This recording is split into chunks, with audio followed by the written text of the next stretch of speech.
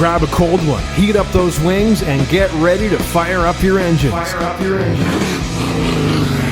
It's Fanside on RaceCanada.world. With your hosts, Cam K and Graydon Bunn. Hello, everybody. Welcome back to Fanside on RaceCanada.world, presented by Remax Jack. Yes, we can say that, presenting sponsor for the first time on Fanside. We are so excited. So when you start to pack, call Remax Jack. He can help you out with any sort of moving within the GTA, condos, houses, and he has come aboard to sponsor Fanside. We are so excited. And we are so excited not just for a sponsor, but for the guest we have on our 10th episode, Graydon. It is Joel Robinson on the show. Yeah, welcome in, Joel. Thanks for being here, bud. Thanks, guys. Appreciate it. Love being here. Love listening to the show. I listen on Spotify. Woo!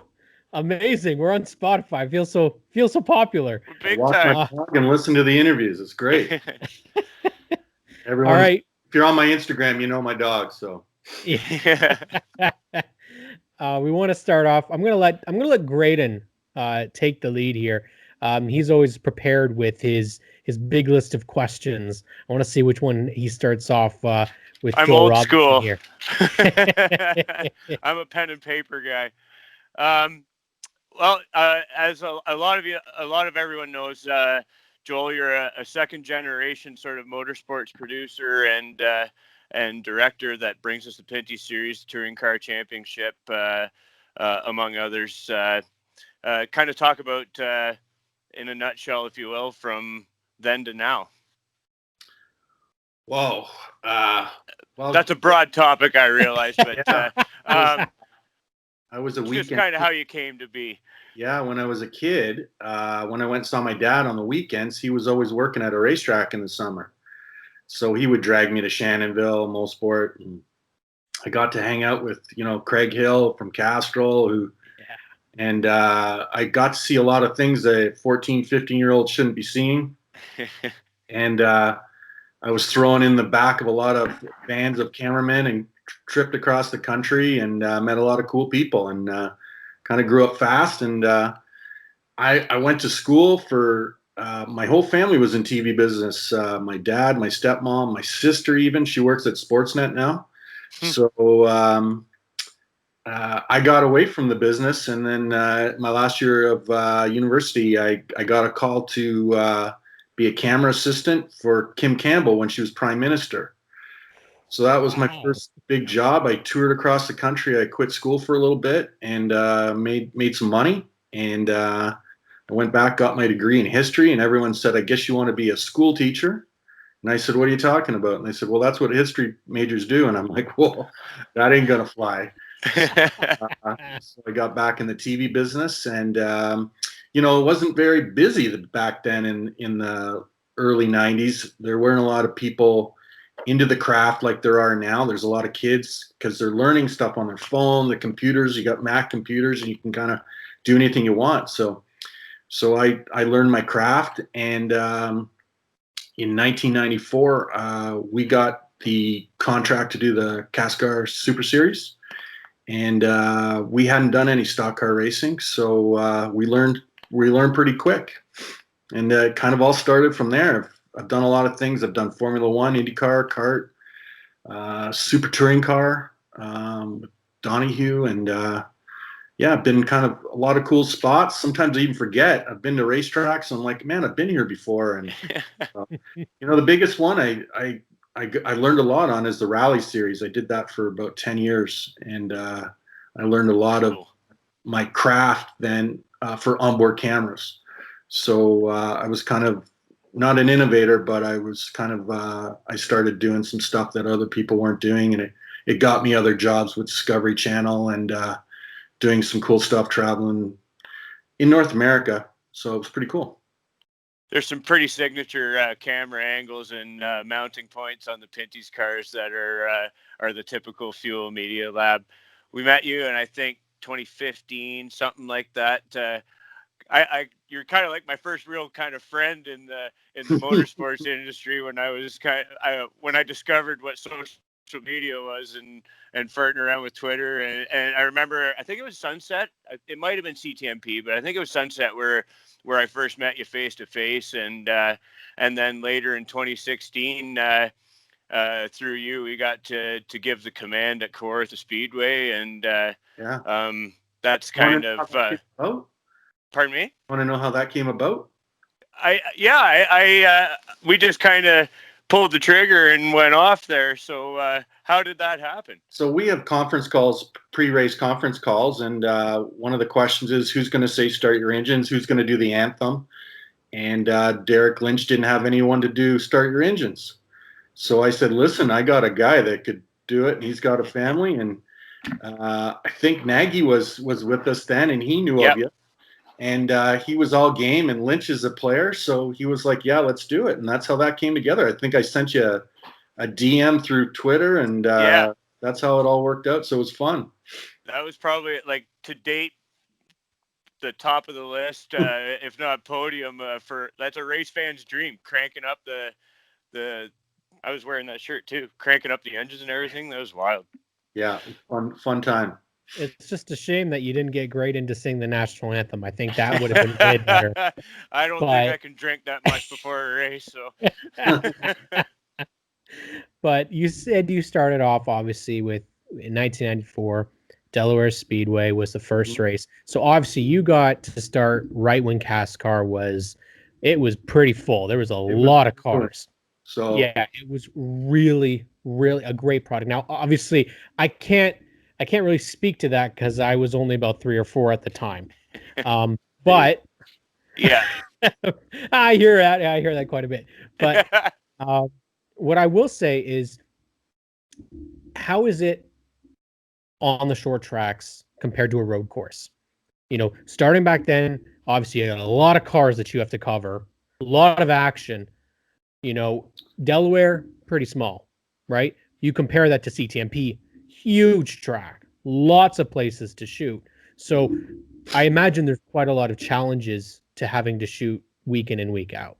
Everything has their challenges. 94, we were learning a lot. My dad and I and the crew, we hadn't done a lot of stock car racing. We'd done some ASA races at Cayuga. Mm-hmm. So those Molson 200s and 400s. Yeah. Those were big races. My dad was one of the first people to use an onboard camera ever, video onboard camera. Awesome. He knew one that had one of the first handy cams, and he was renting it out to people doing weddings, and he rented it. And I think Mark Martin put it in the wall at Cayuga. And my dad took it back in pieces and just picked the guy. It would have been 85, 86, I think they were running those. So like video cameras were not being used back then. So anyways, small ones. So in 94, I don't know if you know the class in 94 from NASCAR, but it's a legendary class, and I feel honored to be part of that class. So it was Kennington showed up at the track, Gibbons, Aggie, and Jacobs, and Kelly Williams, I think, too. So there was a lot of heavy hitters there, and you have to, you know, we were turning cars away at those races. Man. So, you know, if you take what happens at a short track to what happens at a road course, the road course is logistically the hard part. It's getting people and cameras where you need them to go, lifts or scaffolding, and just general pre-production situations there. It takes, people don't understand. We just don't walk in and do these events. They're heavily prepared. I prepare when I get a schedule. I start preparing. So come January, I'm already, even though I've done it so many times, I've been to Jukasa so many times. I've already had conference calls with Alex Nagy about some stuff that, you know, we want to do.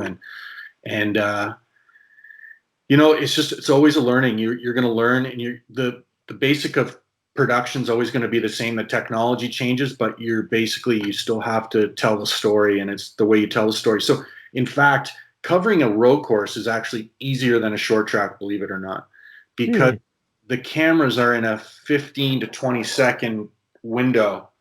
So you have to be concise in what you're covering so they're not all over the place. Mm-hmm. So, and in a short track, a 15-second window is one lap. So we've got basically two teams following two different races, and the director, Steve Ryan, who also does my onboards, he was a guy that didn't come into racing. He's learned the craft from being with us, and he's not even in the TV business. So he's a machine shop owner. So he's a tool and die maker.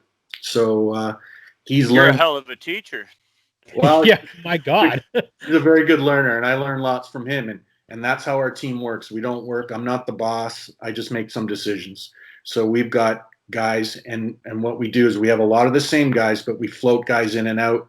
So when guys can't work, or guys are busy doing something, or someone's sick, or someone's got an injury, we've got a good group of guys that are waiting to step up. So it's the team effort. We're just there to tell a story. I think it's been how many episodes? Sorry, Cam. Yeah, that it all comes back to the people thing. That's the common theme. Your Fuel Media Lab, comparatively to the Southern NASCAR leagues, is a scale model, if you, or like microcosm, if you will. Like you have a focus group of like-minded people that don't just wear one hat a lot like a small race team would. So Totally. that's part of. I love what you guys do. Mostly, it's watching you guys thrash. Like how Riley asked you about your shoes. That's no joke. Like you guys are always on your feet and running around, and nobody ever really sees you. People see you, but don't necessarily know that you're working your butt off at that time. So it's cool to be able to do this, and you get to talk a bit about how this has happened. For sure. Yeah, no, it's a group effort, and I learn. I've got some older guys on my crew. I've got some some women we've brought through the crew, and we try to diversify as much as possible. Todd's been with me since '95. Yeah. People call me Todd all the time. People call me Cole. He's got a couple years on me, but you guys brothers? We are not brothers. And Todd was introduced to us from Pat Gonzalez, who used to be on the crew. And I was just thinking the other day, Ron St. Clair is going in the Motorsport Hall of Fame, and he is. Race Time Radio the other night, and I listened to that interview and all the good times I had with Ron and the stories, and oh my God, he was the classic CASCAR announcer, He was. So. That was my intro. He and Pat were the very first two names ever in CASCAR for me, because way back when we had the amazing Speed Channel that I miss so much, they used to play the CASCAR races in the winter. In the winter, yeah. So you'd be able to watch them, and Ron and Pat were the two names, and it was holy crap! Look at this amazing series that I had never heard of before, and they're the ones that really sold it. But you were the one that helped put the pictures to their words. So how was it that came about? Because obviously you guys were put on Speed for the winter time, but how did the deal with TSN happen? Was it TSN came to you guys? Was it you guys going to TSN saying, "Hey, we've got this"? Are you talking about the CASCAR series or the Pinty? CASCAR. We were on Sportsnet for a brief time when Sportsnet first started. So the series started, CASCAR was on TSN first.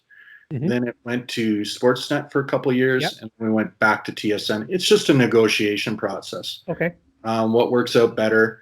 Sportsnet was on a very regional way of thinking back then. Remember, you used to have the Ontario, the Pacific. Yes. Yeah.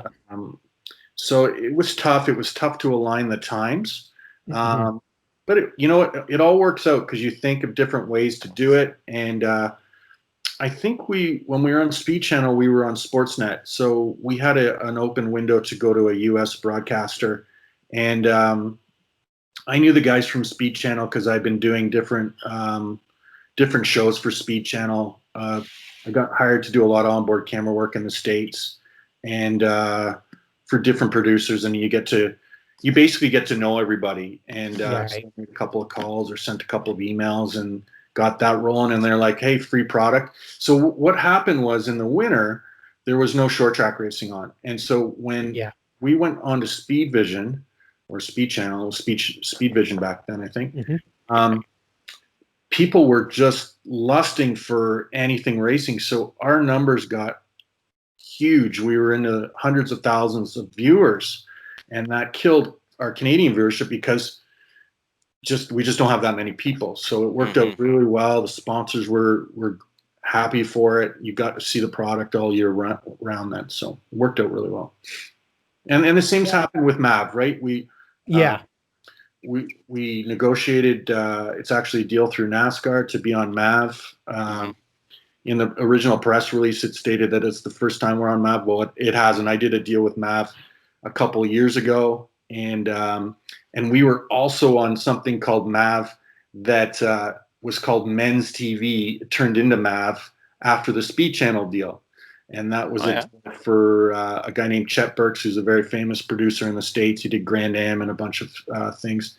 He started Men's TV that turned into MAV, and then he sold it to the Lucas Group. So, so it goes full circle. So we're on 3 networks right now in French and English.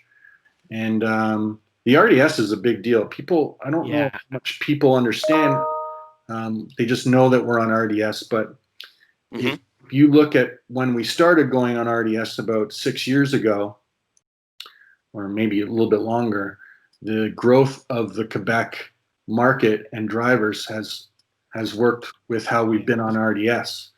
So those guys are race heroes in that province. It's a lot different than the rest of Canada. It's pretty crazy. Just looking when you go to Three Rivers and see the reaction and the amount of fans.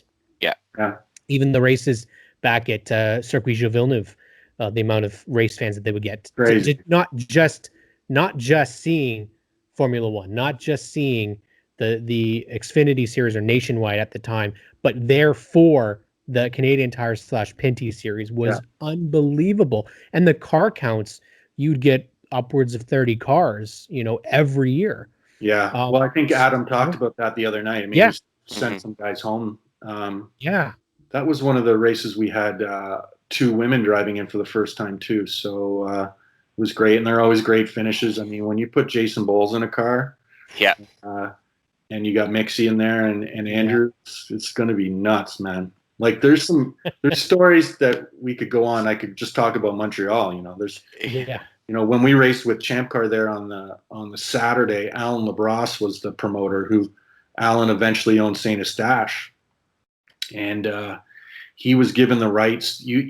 Not everyone gets given the rights to that race because the island. And I don't know if anyone actually knows this, but you can only host 2 events on that island all year long. So there's a rule. It's a governing rule. So one is Formula One, and we've had there was like a World Sports Car earlier on, and maybe a World Superbike. I can't remember. But then Grand Am came with Xfinity, and Champ Car's done this. So when we raced there with Champ Car, we raced on the Saturday, and had huge fans. And Champ Car got a huge monsoon came through just after we all packed up and left Saturday afternoon, and it lasted till Sunday night. So Champ Car didn't go till Monday morning. LaBrosse lost his shirt on the deal, but learned that the Pinty series or the Cascar Pinty series was a great investment, and that's why sometimes we used to race at Saint Eustache twice a year. So, so this kind of lightly sort of segues into probably the hardest hitting question we'll ask. You hear it a lot, I'm sure, and you and I have talked privately about, and Cam and I have even mentioned it on the show too, what it takes to put on a live race. I mean, the Pinty series is tape delayed a week.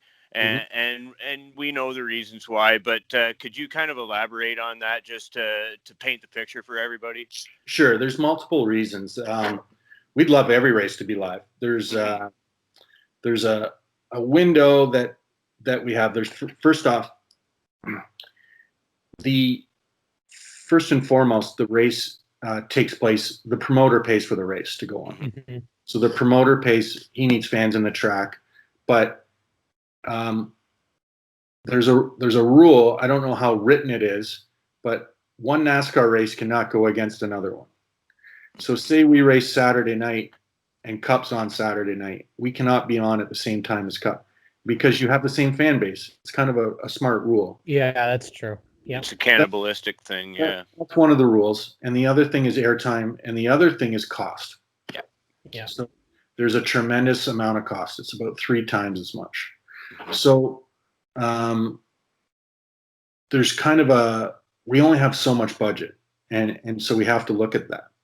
The other thing that people aren't totally aware of is that our numbers are actually better than when we go live. When we're on tape delay, they're better. So we had a crazy race where last minute, I can't even remember the year now. It was one of the first years that I took over. It might have been 13, and I got a call from Seth Bacon, who was my boss at NASCAR, and he said, "Are you sitting down?" And I said, it was 2 weeks before the CTMP race, the first race. First races are always tough because you haven't worked in 8 months. You're preparing. You're not sleeping because you're thinking. Yep.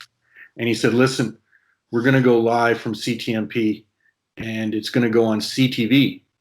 So I don't know how this happened, but it worked out that TSN and NASCAR made a deal, and something was on TSN at that point, and CTV could air the race. It was a 2-hour window. Now, when you jump from TSN to CTV, those numbers quadruple. So Yeah. it's a big thing. So we had to.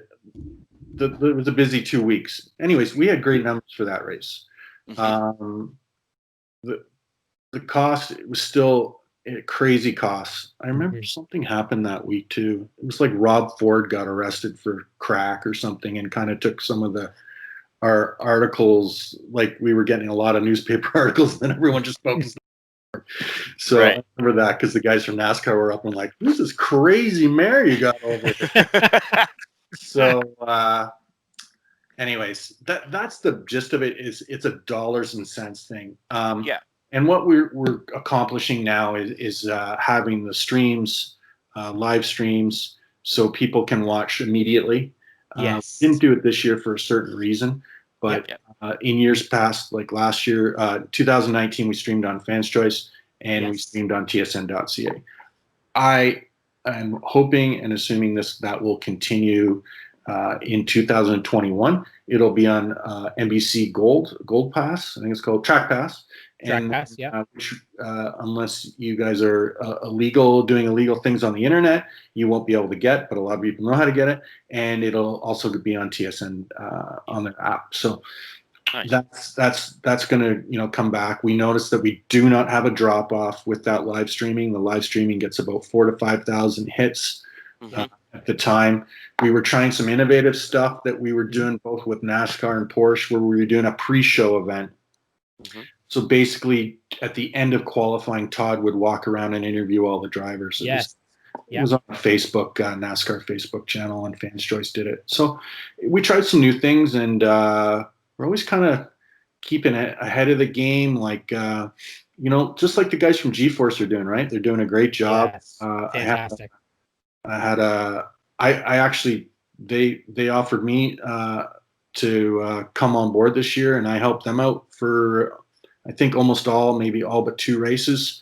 Great bunch of guys. They're fun. They know what they're doing, and they're growing. And wish them all the luck. I'll probably help them out some more. It was good to get my hands dirty this summer. It kept me busy, and I tried to give help where I could there. And those guys, fun to kind of be loose and not have any ties. And those guys, they did a great job. Absolutely. It's awesome. Everybody's kind of pulling in the same direction in terms of just getting the message of like there's racing happening and take it in any which way you can get it. For sure. Yeah. Yeah. One of the things that I know Graydon and I, we talk about, constantly, right, is that the racing here is so damn good. It just people need to see it. And obviously the product that you guys put out there I have to be honest, like it is phenomenal, really. The action all the way throughout the pack, and it's one of the biggest frustrations that I have with some of the other racing that we see is that they don't focus on anybody but the front of the field. And Preach. yeah, so the fact that you guys do show the guys maybe not running, I know you guys at Jukasa, when Larry Jackson is running in the top 10, that's huge for him. That's huge for that team. And you guys showed him on the track, and Adam and Dave talked about it, and it helps the product. It helps get those sponsors that are on the car a little bit of airtime. For sure. Listen, I know. I've known all these guys for years. I know who's struggling. I know who's paying the bills. I know, I get what's going on. And like the other week, someone was on Twitter and stated something about our series and how it's a lot like Xfinity, because they were talking about the LeBay issue about not going back in the pack. And, I chimed in because I'm probably too close to it, but I really do think that we go back. Now, listen, I'm not getting off the lead or off a battle for 5th for a guy that's running alone in 16th. And the guys know that. If you're not racing, this is a race car show, okay? And if you're not, those guys know that if they can't be competitive that day, but I put on races that if guys are racing for 12th, and even if they're a lap down, that's a race. It's for position. Hell yeah. And I get, we have a meeting, we talk about it, Adam, Dave, and I, and Todd for that matter at the track, we have a discussion, and we say, hey, listen, we got to hit this guy and this guy. We know what's coming on the next week. We know who needs some help, and everyone needs help, but some guys need help a little bit more, right? Some guys need help just buying a tire. And, we help guys like Jim Bray, and, I'll throw them an onboard once in a while if it's going to help them get a sponsor, right? Yeah. We're constantly, it's a family, right? There are extended family. I know some of those people more than I know my own family. So, I've missed weddings, I've missed all kinds of things because I'm at the racetrack. My family knows how it works, but that's my family, right? Is at the track. I know their kids. I know what grade they're in. I know everything about them. We got to help everybody out, and that's the case. Whether it's APC, whether it's NASCAR. If we're doing a Pinty series, I don't mind saying, hey, this guy won the last APC race, because APC is involved in our series in some manner. These guys, whether some people say stepping up or stepping down, whatever you want to say. We want some of those guys. We want to see them come race with us. We want our guys to go race there. I'd love to see Watson in a car. I'd love to see all these kids in a car. They're good racers.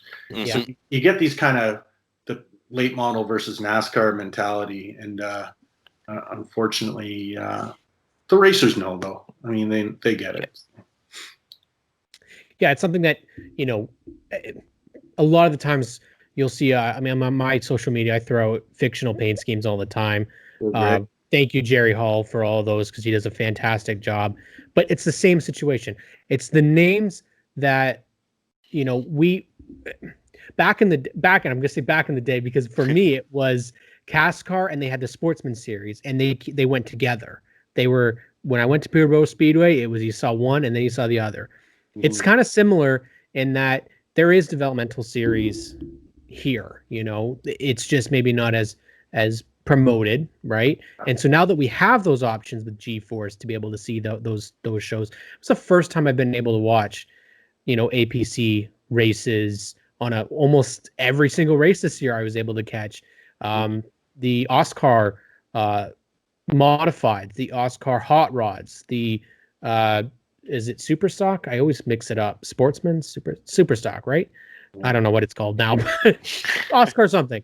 Ontario Sportsman Series. There's countless racing, and being able to get some of those names to come through and come up gives them the opportunity that we are seeing with Raphael Lessard, with Alex LeBay, getting that opportunity to go down south. Because I think through the races that, again, on TSN, people get to see how good these guys are. It's not easy to drive CTMP in the rain. And so I have to I have to ask, because we saw that torrential downpour at Charlotte at the Roval, what the heck it's like, and what are the dangers slash the troubles of having to broadcast in the rain? Because I don't think people would really understand how difficult that really is. Yeah, it's tough. I mean, they're electronics, right? So everything's as sealed as possible. The cables are all sealed, so the cables you run into the cameras are pretty much sealed. What the biggest problem what happens is, like in Three Rivers, we had a flood just before one of our races. I think we tried to go green, and then a monsoon came, and it's city streets, and it just didn't go down the drains quick enough. And but we went, as I came out of the TV truck, we were under 3 feet of water. So Jesus. so you got to get super suckers in like we did in Saskatoon. Yes. But the big part is once you get water in the lenses, you're toast, because what happens is that it's just condensation. Um, it might have been last year at the truck race we were on, and it had rained the night before, and a couple of the lenses were just the 1 in 5. It's an unmanned camera, but it's a robotic camera, so they do it in the trailer.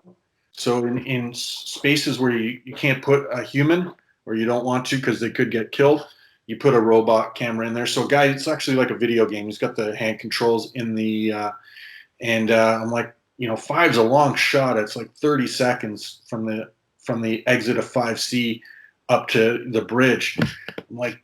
I'm talking to the producer, the truck producer. I'm like, what's going on with 5? And he's like, they've got it pointed to the sun. Well, what you have to do is point the camera to the sun so that the heat takes away that condensation, and eventually this slow ring starts to form and goes away. So 20 laps, we didn't have any cameras in the back of 5, and I'm like, oh my God. But you can't let it bug you too much. Like we've had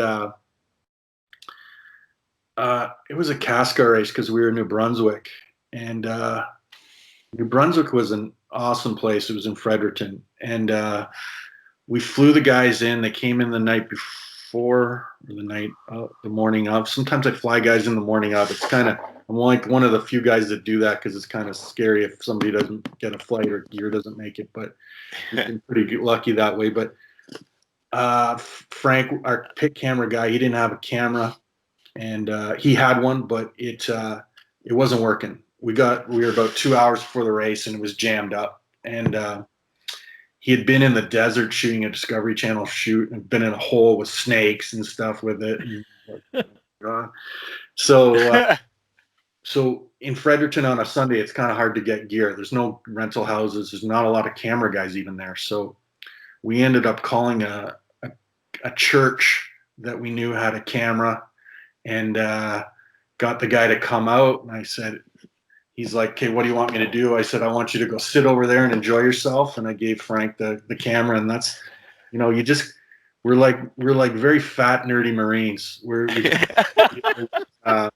With the problems as it come up, and somebody in the crew will figure out how to do it. And the characters, man, we got guys who have actually been to war, been through wars, and that's kind of what a production day is. It's a battle, and you finish and you breathe for a little bit, and you have a beer, and then you get home. And sometimes when I get home at midnight, I'm working until 3 or 4 in the morning doing some work that's got to get done the next day, and that's just what you got to do. Yeah, that's kind of all over the place. Sorry, guys, I'm done. No, that's but that's a relatable thing too, to like being a tradesman. Like you said, it's a matter of everything being orchestrated and coming together perfectly. Sometimes equipment's going to fail, or like you just got to roll with it, and sometimes you got to invent and just MacGyver your way through it sometimes. One thing that you guys have is pretty cool, is the drone that does all your cool aerial shots. Yeah. That's a cool little toy that you have in your toolbox. It's an awesome toy. That's piloted by Justin Sewell, who's one of the best drone operators in the country. Mm-hmm. Justin does a lot of the slow-mo stuff that you'll see in the year in review as well. Did some of the year in review interviews, and Justin's man. He did a lot of Red Bull stuff, and he came out of Loyalist College along with Dean Garapi, who helps us out. And they came out the same year. Dean's dad shot for us for 30 years. He's still with the crew. He retired, but he said, I only want to work for you. So it works out great. But Awesome.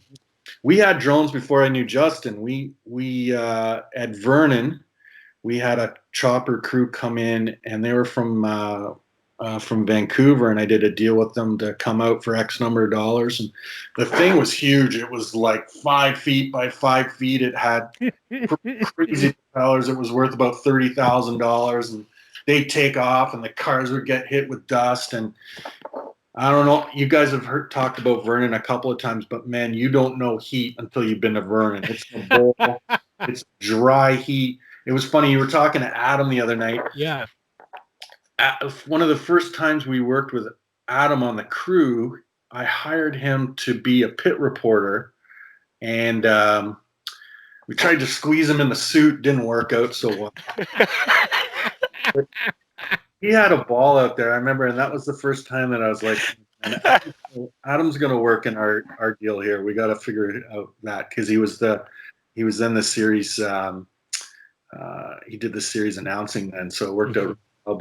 But in Vernon, Steve and I, who's a good friend of mine, who's the director and does the onboards, he and I were out having beers looking for trouble, and we ran into Adam, and we were like all jazzed up. We were like, okay, let's go, Adam, let's go. And Adam's like, I'm trying to find a comedy club. I go, we're in Vernon, BC. I go, I don't know if there's a comedy club, but we found one, and it was an awful comedy club.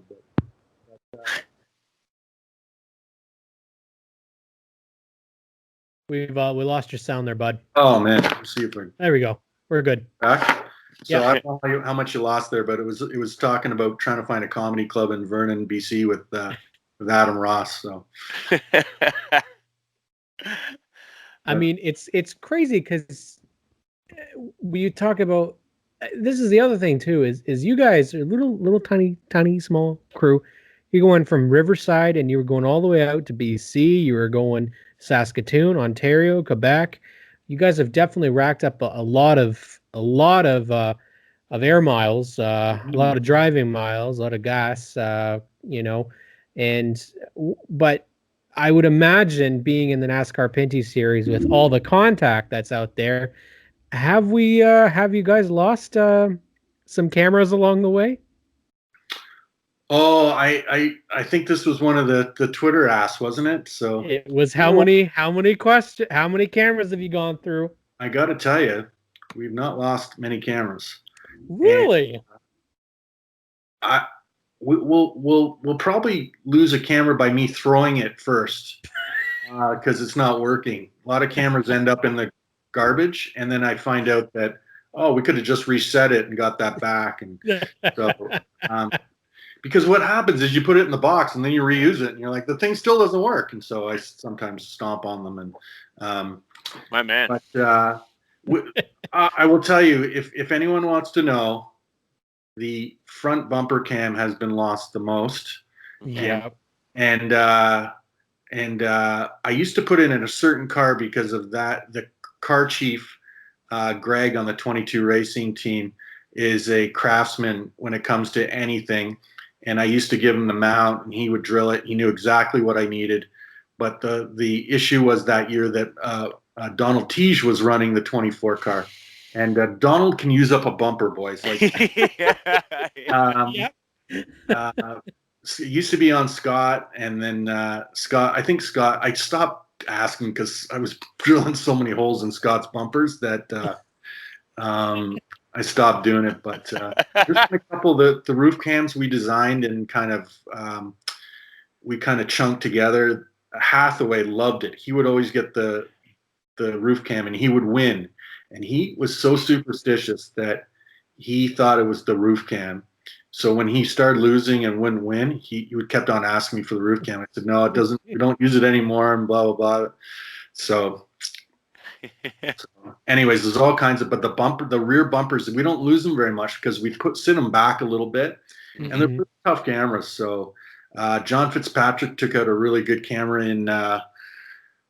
We only raced there once. It was Mon Ami, Quebec. And we flew there we took off from Oshawa in a 10, 12-seater little plane, and we flew there and landed on a grass airport, and it was like who's the Buddy Holly movie? It was. And anyways, we went and shot that race, and but John took that camera clean off. I remember that. It was a great shot because we kept the tape. The tape worked, so the impact was pretty great. I lost a lot more doing rally car races than I bet.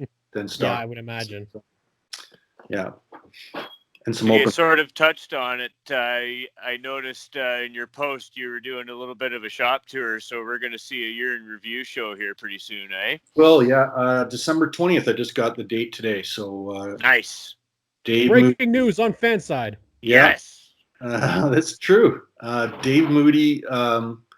He's doing the voiceover at Hope today. He's supposed to be. Nice. I used to go down and do it with him, but because of COVID and stuff, I passed it off. He's like, it's Thanksgiving, right? And I was like, yeah, but you're married to a Canadian, so you can still do it. So There you go.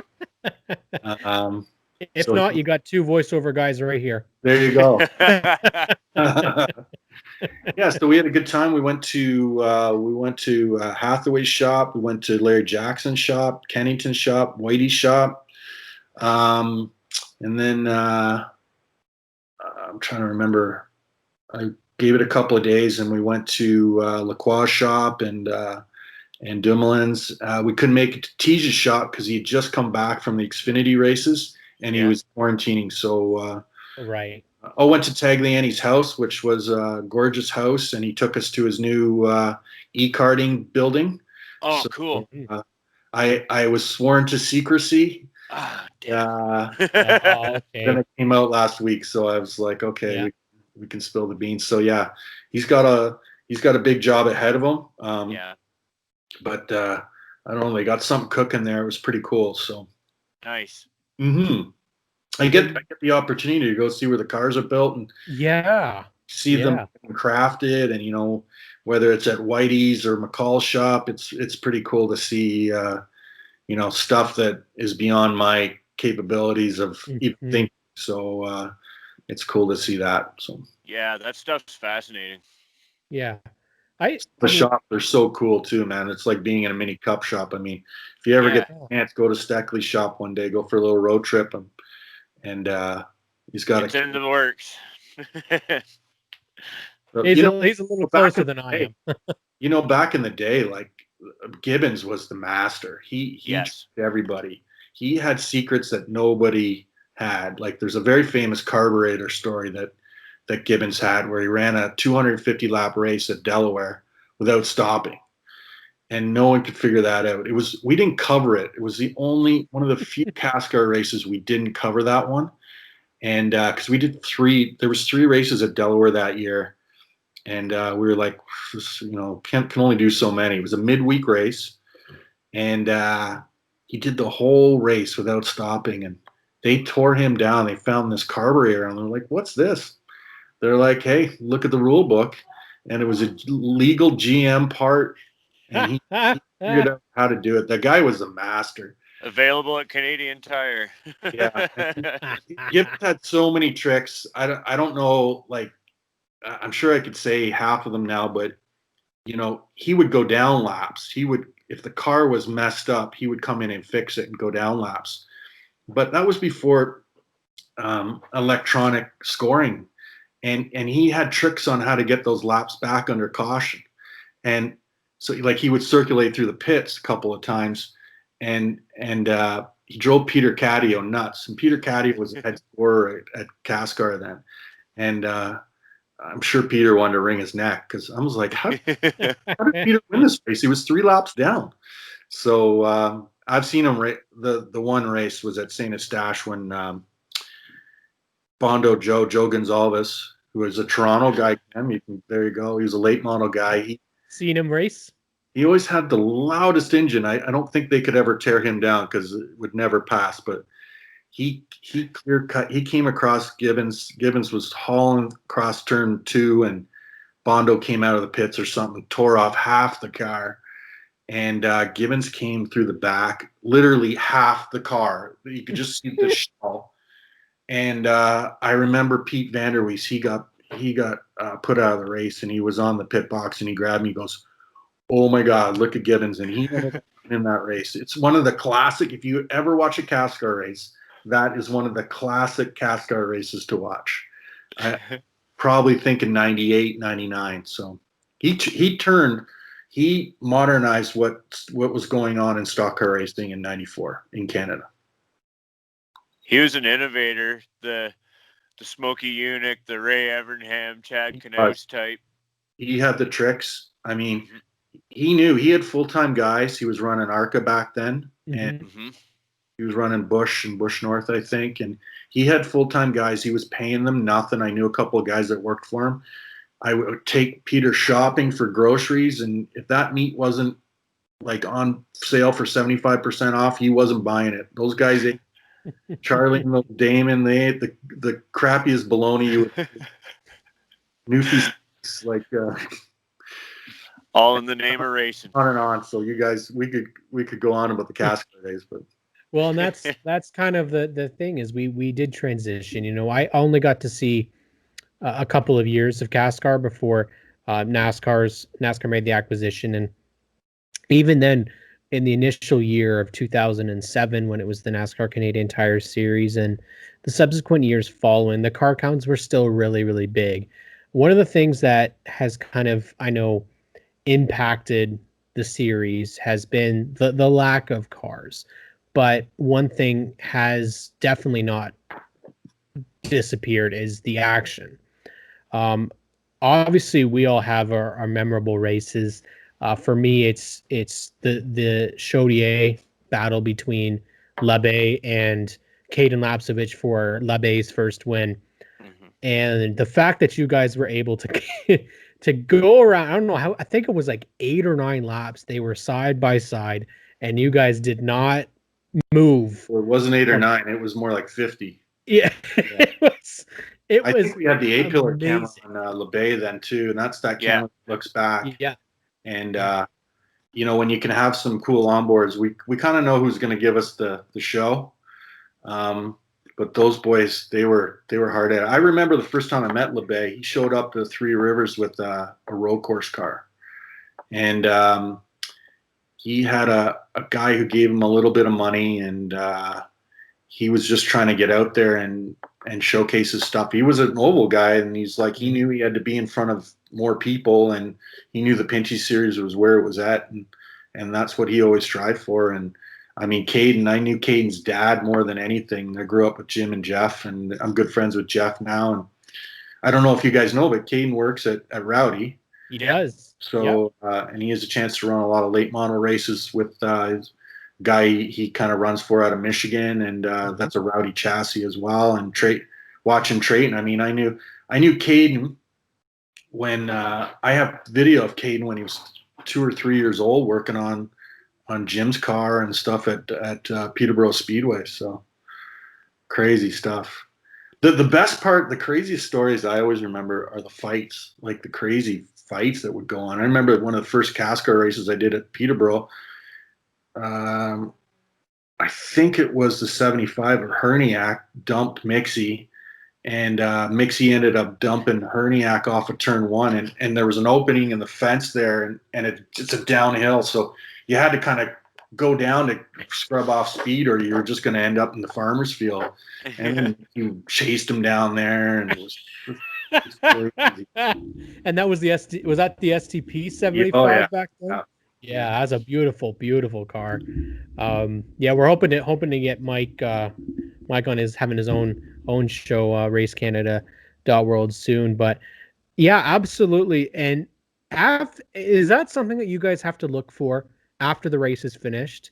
Do you guys keep the cameras rolling after something's kind of happened, and you're like, okay, we got to scope this out and see what we can find? We're on radio together, right? And so there's mainly 4 or 5 cameras, and then there's myself, a director, and I'm a director too, and I kind of oversee everything. And then Todd and Clinton when he's with us, and we usually have a spotter too, and we're all in communication. We all try. You can't tell stories on the radio. It's got to be short and concise, and St. Eustache, there was I remember it was a CASCAR days, and there was a guy who drove the Skoll car. There was two cars that used to come out of St. Eustache. They were like Skoll and another car. And these I can't, man, I'm usually good with names for those guys, but The only school one I know was Neil Fair. So well, Neil was the traditional Skoll, but this was kind of Yeah. local Skoll money out of St. Eustache. I feel I watched it the other day on And- YouTube, actually.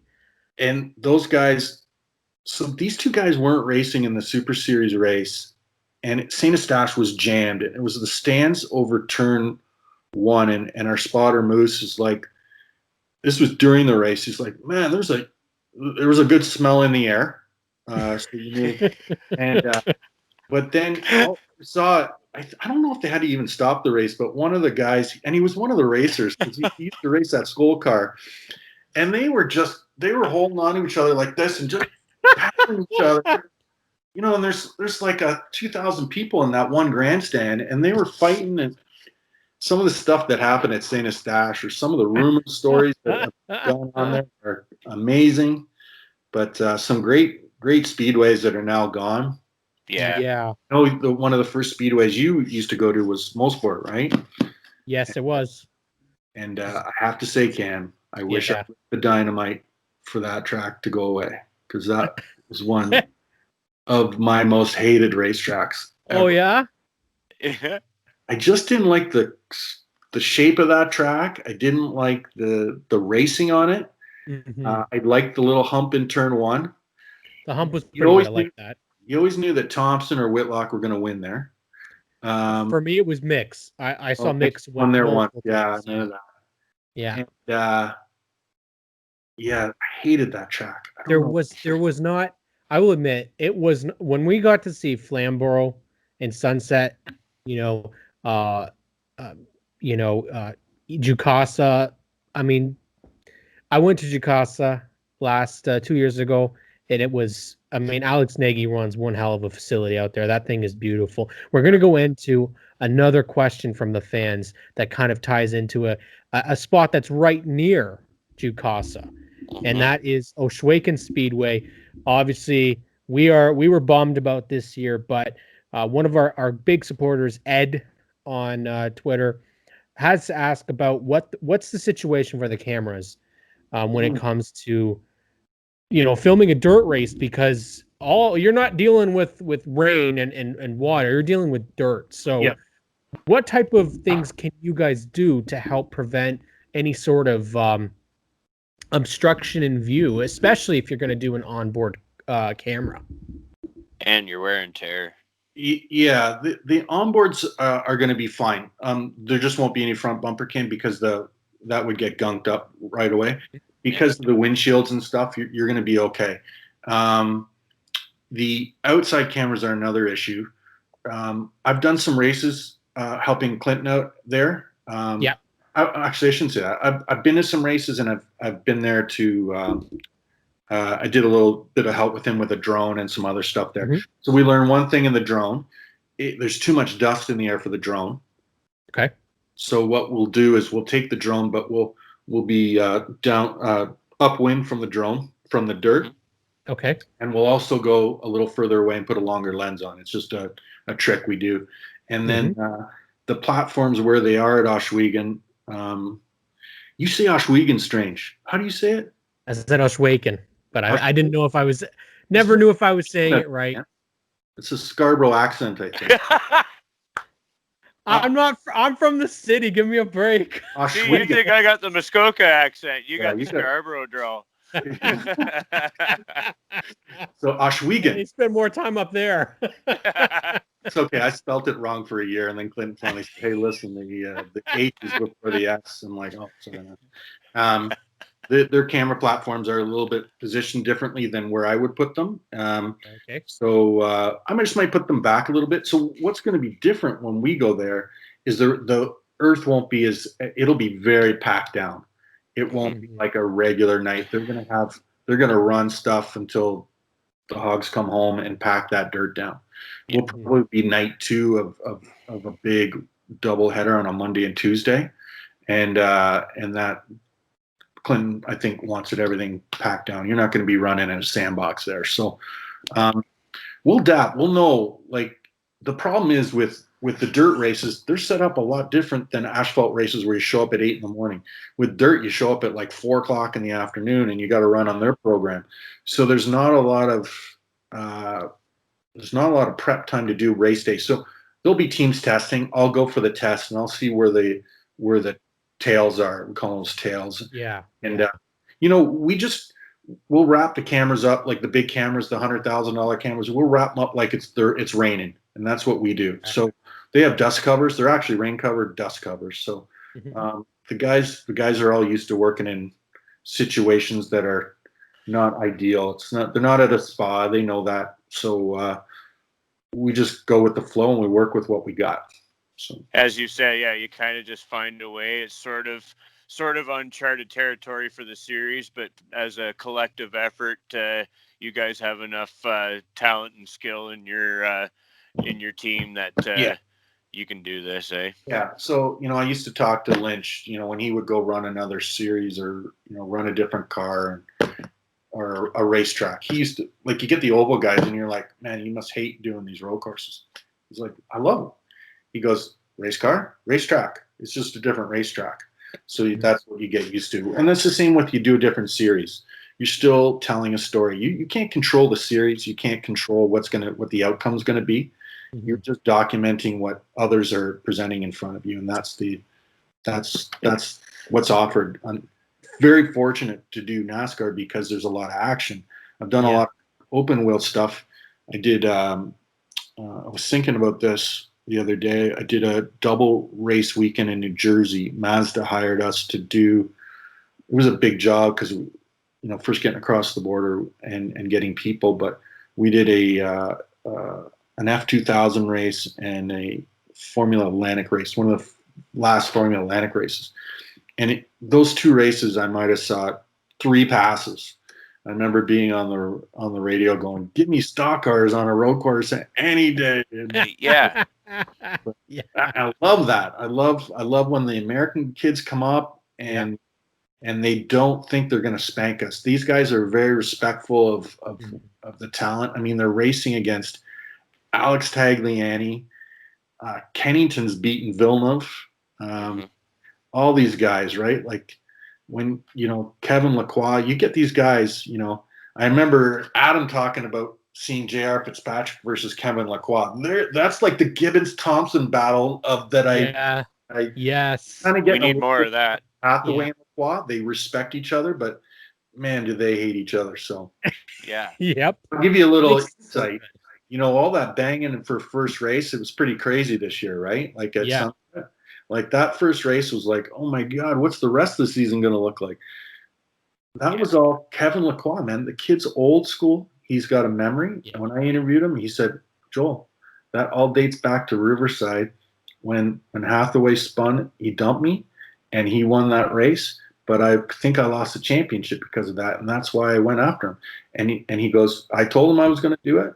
And Lacroix did that to Dumoulin when we raced St. Eustache. There was a press conference. Someone asked Lacroix, what are you going to do? He goes, Seal 47, I'm going to dump him. And Dumoulin's like, what is going on here? And LeBay knew it was coming because of what happened at Three Rivers. What happened at River. That's why he ran into him at Riverside. Like, it's crazy, but it is awesome. So after that Riverside race with LeBay and Lacroix, we got rained out. I remember we ran that on a Sunday afternoon, and everyone was trying to get home and trying to get flights. And there's a fun, we ended up having to, we couldn't get home till Wednesday. And oh my God. We have a crew of a lot of guys, and that wasn't going to be possible. So we ended up, Donald Chisholm runs the speedway there, and he's got some friends, and we ended up having to get a plane come in and get us. And we drove to Halifax and got a plane. And I remember being on the plane, and it was like a little tiny plane, and we're cutting all the onboards together of LeBay and Lacroix banging into each other. I'm like, oh my God, I need to put this up on Instagram. So just fun stuff. And you know what? The guys are all cool. They're like, I'm like, hey man, are we going to go spend the week in Saskatoon? You can't spend a week in Saskatoon. There ain't nothing to do. But these guys, seen the only beach in Saskatoon. We've been to all the same restaurants, but I missed the West. I felt bad for those guys this year, and hopefully, like Chantel can get back, and they're all looking forward. There's some good stuff like Jamie Krizik and Noel and that group out there. We're excited to have them back, and that's what you need. You talked about car counts. You need that NASCAR had where every town you go into there was 5 local guys running. Yeah, because there was a sportsman series. There was that was the late model series, was the sportsman series out there. So those guys could join the series. Our two, they're a bit on the pricey end. They're not like running like the APC series is doing, where you can go run stuff. So when you go to places like, when we go out west, we got to make it valuable for those guys to put a car together to come race 4 races, and so hopefully that builds up. That's what happened at Riverside. There was always 2 or 3 cars out there running with us, so we could make it up to 18, but. So yeah, that's really what kind of I think we all want, really, is to see it. We're not going to get to the point where it was 62 cars competing for 40 spots like back in the early times of NASCAR, but for all we know, you'll never get those days again. You're not going to get that. It's not the same. The guys keep raising the bar, and you got to, and that's what's happening in late model racing too. I mean, like those guys running Friday night stuff, they say they've got a crate motor, but that crate motor's cheated up, and this is that. Mm-hmm. Guys know tricks, right? And that's the whole game. And Scott Steckley put it really well in terms of the economic climate. The way the world works now, it's a global economy, and the smaller, like mom and pop garages and hardware stores and stuff have been bought out by the bigger stores, and advertising budget, connect the dots, So it's just those reasons. That's another reason why those days just won't come back, just simply because there aren't enough companies to fill those shoes anymore. And as you say, the cost to run, it's no secret that it is fairly pricey, and that the reality is there's only a select few that can. And I'm glad you touched on it, because I was going to bring it up about how the series generally travels out west, and we're lacking St. Eustache now, and Riverside's at least for the time being not going to be on the schedule. But the series is going to be, whether it wants to or not, going through sort of a rebuild again. 2019 was such a great year, and it ended so well. We've touched on this before, how the series just seemed to be really on a really good upswing. This year, it's kind of knocked everybody kind of back on their heels. But we learned a lot this year. We learned a lot. We learned that double headers work. Right. Yeah. Double headers are great. It's a condensed schedule. So if we're still in an issue, maybe that's what we do. Maybe that's something we look at for the future. There's always been the talk of a midweek race. Midweek races work. Yep. You look at your situation, Grade. You're a busy guy, you're a busy family guy, right? You're busy on the weekend. Families are busy on the weekend, but man, I could take off. My work's done at 4, 5 o'clock. I could be at the racetrack by 6. Yeah. Sit down, have a burger, have a couple of beers, and watch 3 hours of racing. I'll be home by 11. And that's how Saskatoon works. Mm-hmm. You can't put another pickup truck in that parking lot. Mm-hmm. So, that's another way to look at things. Chauger's looking at something like that, and it works. And there's a couple of things this year that we tried, and they actually work. You're going to try some stuff that won't work. Mm-hmm. NASCAR did a great job. The group, Sherry, Jeff. Oh my God, yeah, did a great job. They had a minimal crew too. They were on a tight budget. NASCAR really took a chance on putting something together, and it worked out great. I'll tell you, our numbers are even to what we did in 2019 per race. Mm-hmm. And then you add the MAV numbers, so it elevated it. Yep. So in those 6 races, we've had over 1 million people watch. Awesome. Ooh, that's fantastic. Nice, man. And although some sponsors couldn't come back, they may be back. They may not be. We got some new ones in. So in the pandemic, some people are still making some money. We had VRX come in. They did the simulator contest. I'd actually reached out to them when we did the iRacing show.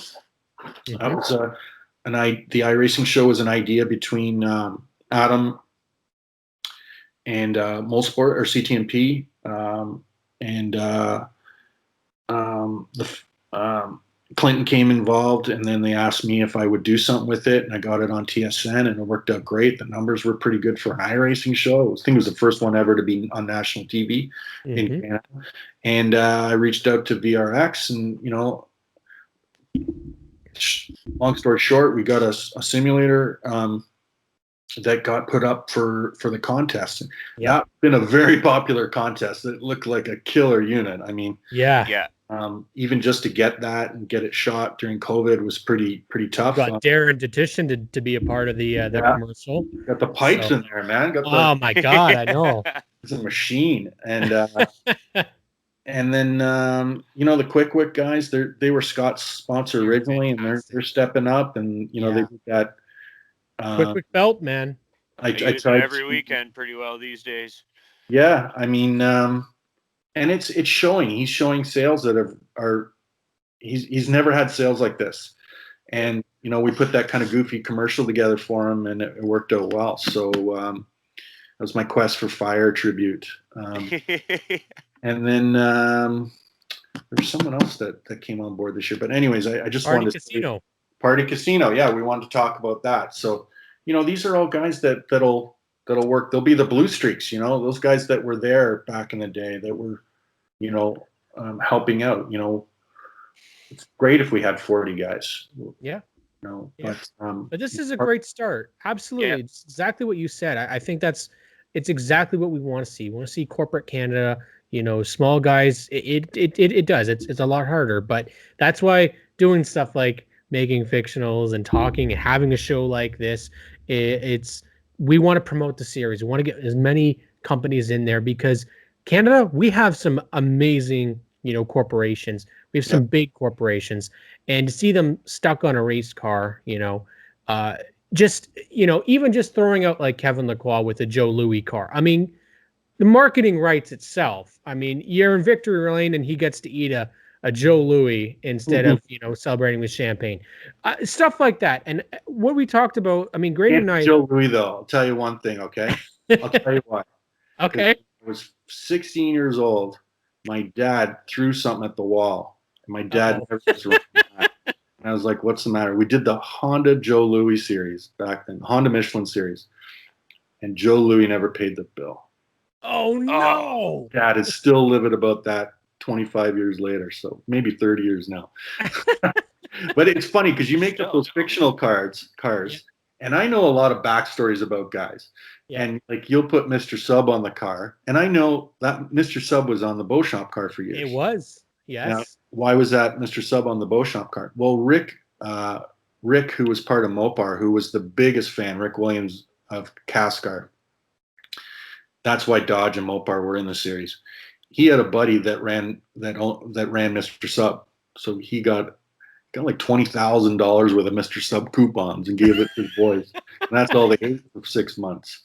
So there was another one you had. I think it was a Booster Juice. Yep. It was a Booster Juice. And I remember Kevin Dowler trying to get Booster Juice about 10 years ago because they were out of Calgary or Edmonton. So there's all kinds of funny backstories. Well, and that's the thing, right, is I think what was cool, and I think throwing that up, Joel, it's the throwback weekend, I think, for NASCAR that really got me interested in doing that stuff because they brought back some sponsorships for a one race, and then all of a sudden they're back in the series saying, oh, you know what, this was pretty cool. We've seen Oscar Mayer, they came back after being on Ryan Newman, or I think Matt Kenseth at the time, on his car. We've seen Tide do the same thing. So it's not completely unheard of that some of these old sponsorships, if they, see that them on a newer car, they can hopefully renew their interest. I personally would love to see a cat car in Canada. I'm not saying anything about the sponsor that, I'm featuring on my hat here. We love our cat car in Canada. Yeah. Did you know there was one? There was Sean Dupy, number 7, and I saw it in a race on YouTube, and I'm like, I need an updated version of this. I need a new number Yeah, 7. they were a big sponsor. It was last 2 or 3 years. And then you get the Kubota versus the Cat on the, I mean, it Well, we writes used to itself. have John Deere too, because the Daryl Haar and Carl Haar. Carl would come with his Westwood Computer Store car, and Daryl had John Deere. They had three or four main stores in Canada, so he would race in those selective cities with those dealers on it. Yeah, I have a really bad memory, but anything involving CASCAR or NASCAR, I can remember last. So with racing, that works out great for us. Yeah. with racing reference, I can kind of work out how many races I've done, and it's scary. So I think I've done over about 320 stock cars races, and then if you include your interviews and stuff, so close to 350 shows. So Would you take an opportunity if it was offered to you to go do Sprint Cup or Sprint Cup? Jesus, no, you would not want to go do. I don't have the skills that those guys have. I'd be a features producer or something. I just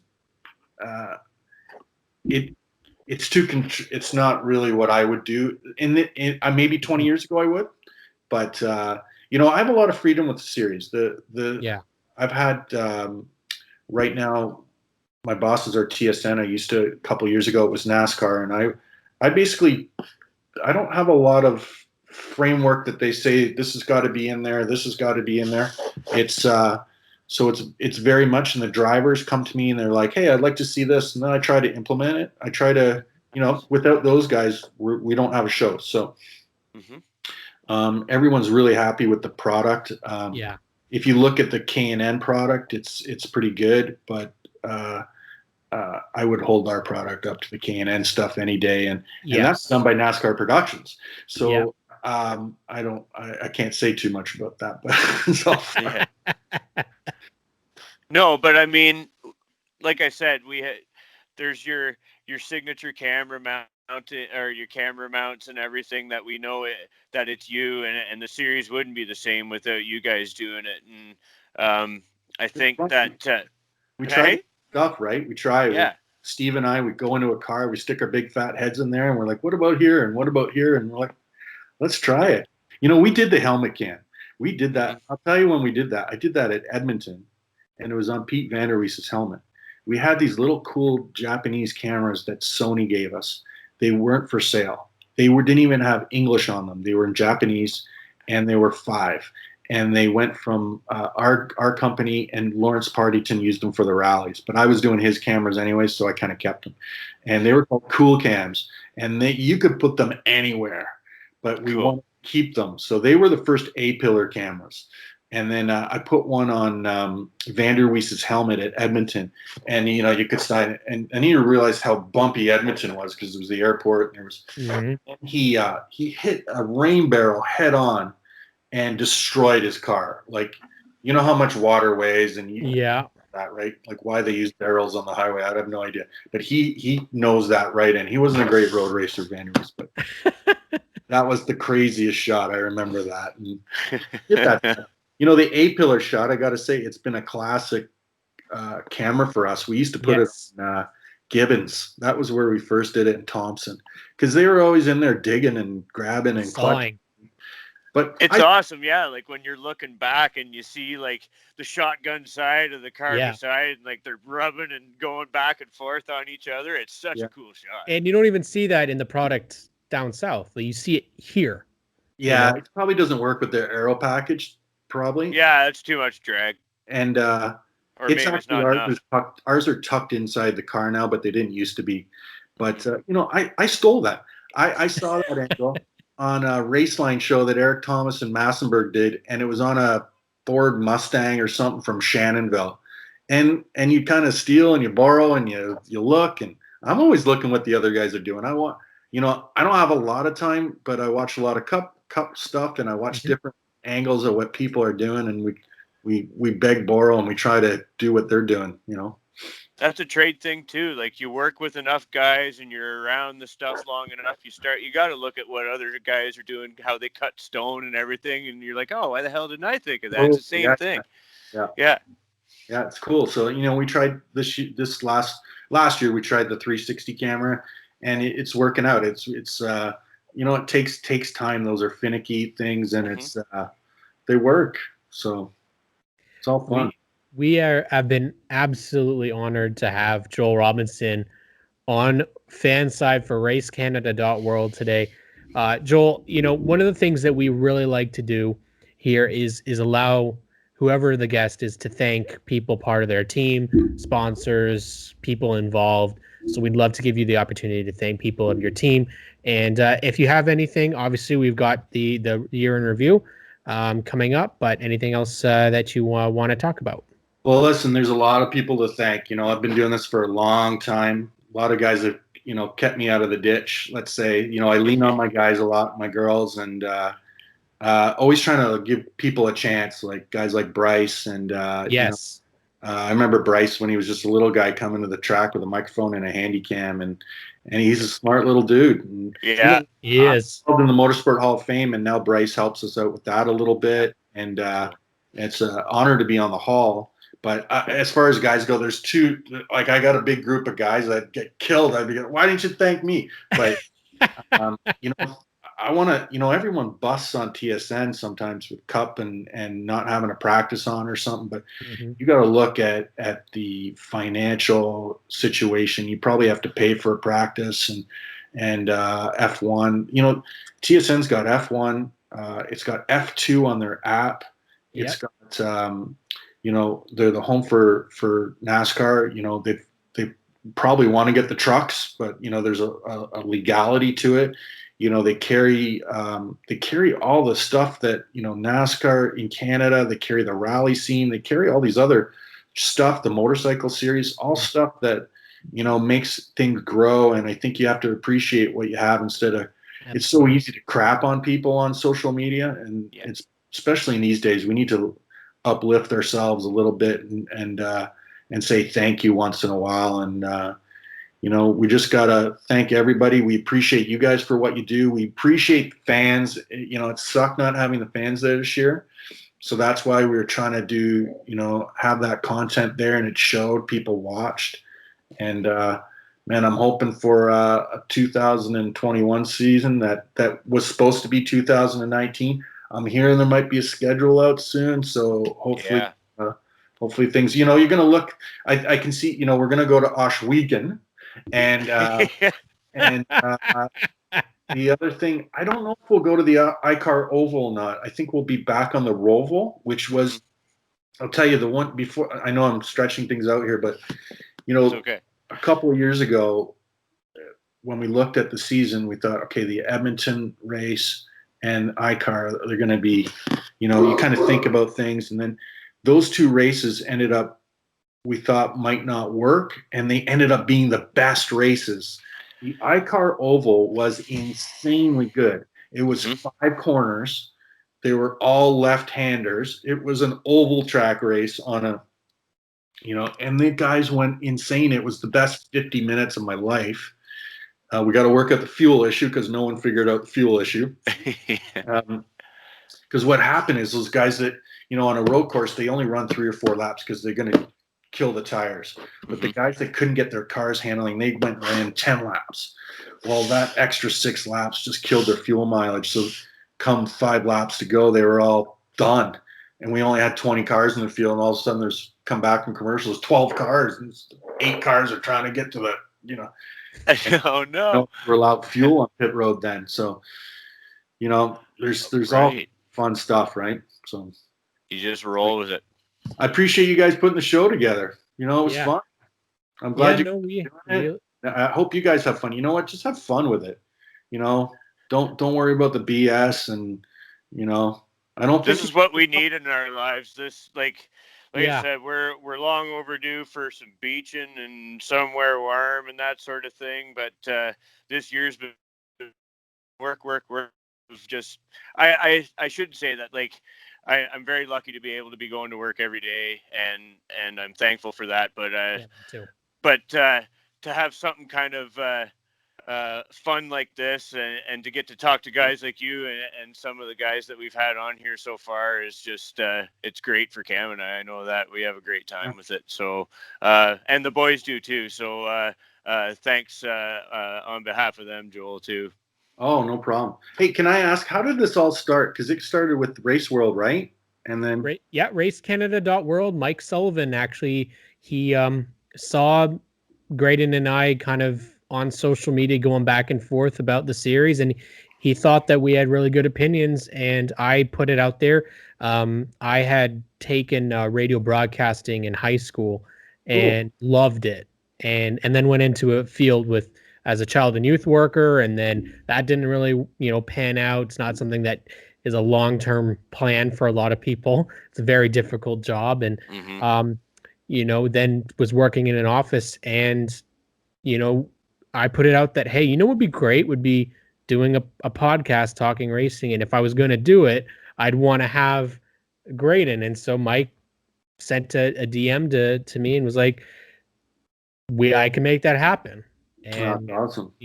And of course we wanted to focus a lot on something that we see a lot of YouTube shows, a lot of new podcasts out there. They focus a lot on Cup, but there was not a Pinty series podcast. And one of the things that happens is, unfortunately, when the season's over, it goes a little bit quiet. So the idea was to be able to talk about it all winter long and hopefully build it up as much as we can heading into the 2021 season. Give people something they didn't know they needed. Yeah. Hey man, there's lots brewing. There's guys building new cars. Simone's awesome, built new car. Anthony Simone's, because that wreck he had, Jukasa wrecked the door bars, and guys are figuring stuff out, right? There's a couple of new guys kicking tires, and there's a couple of guys that are kicking tires, and yeah, there's fun stuff. We didn't even hit on the Marty Gaunt hot rod that I was. Right. Well, now we have to. You might see Jonathan Gaunt back racing. Nice. Jonathan Gaunt. Well, is that JOHN? Yes. Yeah. We should rebrand him, and it didn't work out so good. Yeah, I saw that. Traveled out west with him, and I ended up peeling his sticker off his car, John, and I put Jonathan on there. And noticed there's been Brian Cathcart. We used to put friends don't let other friends have mullets. We had stickers for that. And so there's two guys there that could have hot rods. Yeah, that's man, that'll be a show with those guys in the field. That Cathcart hot rod looks amazing. I saw that in person. It's got so said, and he'll be the John Force of Oscar with his energy and all that too. There's two cars that Peter Shatanis has built in that series that look amazing. The Donahue looking car, and it's a fun series. It's oh my god! If there was something that needed to be with the Pinty series every week, it's the Oscar. Oh yeah, rods. Those things are absolutely beautiful, and it's getting, from what I've heard, just because I hadn't seen the first couple of seasons, but it's gaining a lot of momentum. So I mean, I want a hot rod show, an APC show, and a Pinty show, all at the same track, the same day. I don't care who goes on first. What a ticket! It would be what a chicken. Did you say that? What a ticket! No, man, that's money in the bank, like a triple bill. Oh my god, it'd be amazing. That was kind of my problem when you were talking about Mossport before. That was it. There was no. Oh my god, Mossport! I hated that track. There was no other festivities, and then we went to Jukasa, and it was like got to see the modifieds, the hot rods. The Pinty series all in one show. And I mean, yeah, absolutely. We get APC late models. Good Lord, they put on a great show. I'll tell you a funny story. So Mosport had a girl run the ice cream truck. She would run it all day at the road course, and then she'd have to go back over to the oval and do the oval. And I had an RV, and she would. I don't know how she always ended up parking beside my RV when she came back. And I don't know if she worked for the track, but all of a sudden, like at 1 a.m, I'd hear the ice cream truck. I'm trying to sleep. I got to get up in a couple of hours. And then I'd see out the window the ice cream truck park. And then she'd just pull up a blanket and sleep in the ice cream truck. And she was back at her the next morning. I was like, you go, girl. Every year. That's Dedication. commitment to the craft. We want to thank you for your commitment to your craft. Thanks, guys. Joel. I'll come back anytime. Oh, Please do. We have had 10 episodes with 10 amazing guests, and they're all coming back because, awesome. We can't get enough of the stories, and there's endless stories, and there's more podcasts coming, So we definitely want to thank Joel Robinson for being on Fanside with on RaceCanada.world, Cam K, Graydon Bunn. On behalf, of course, presented by Remax Jack, one of the guys that you got to do. Remax Jack. When you start to pack, call Remax Jack. How is that, Joel? Am I set for TSN or what? You're all set, brother. All right. Thanks, everybody, for watching. Thanks, guys.